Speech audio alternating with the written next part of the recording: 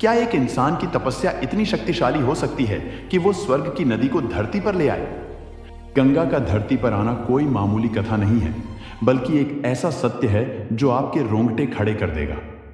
बहुत समय पहले गंगा स्वर्ग में बहने वाली एक दिव्य धारा थी, जिन्हें आकाश गंगा कहा जाता था।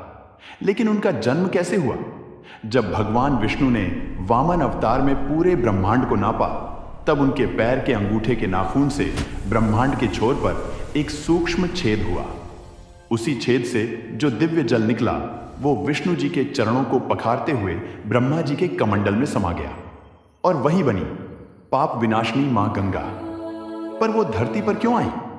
कहानी शुरू होती है अयोध्या के राजा सगर से। उनके 60,000 पुत्रों ने अहंकार में आकर कपिल मुनि का अपमान कर दिया। अर्श की एक ही क्रोधाग्नि से 60,000 के 60,000 राजकुमार वहीं भस्म हो गए। उनकी आत्माएं अनंत काल तक मुक्ति के लिए तड़पती रहीं। कई पीढ़ियां बीत गईं, पर कोई उन्हें मोक्ष नहीं दिला पाया। तब जन्म हुआ भगीरथ का। भगीरथ ने अपने पूर्वजों की शांति के लिए राजपाट त्याग दिया और गोकर्ण के जंगलों में हजारों साल तक कठोर तपस्या की। ब्रह्मा जी प्रसन्न हुए, पर उन्होंने एक ऐसी चेतावनी दी जिससे भगीरथ कांप उठे। ब्रह्मा जी बोले, भगीरथ, गंगा का वेग इतना प्रचंड है कि अगर वो सीधे स्वर्ग से गिरी तो पूरी पृथ्वी पाताल में समा जाएगी।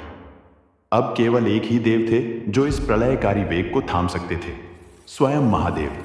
भगीरथ की पुकार पर शिव प्रकट हुए।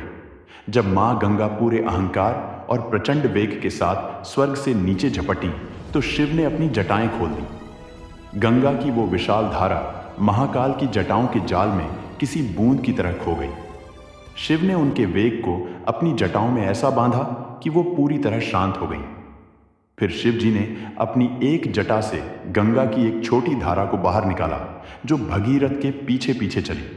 जहां जहां गंगा का जल उन 60,000 पुत्रों की राख से छुआ, वो आत्माएं मुक्त होकर स्वर्ग से धार गईं। भगीरथ ने वो कर दिखाया जो असंभव था। आज भी गंगा हमारे पापों को धोती है, पर याद रखिए, ये सिर्फ एक नदी नहीं, भगीरथ के संकल्प और शिव के त्याग का प्रतीक है।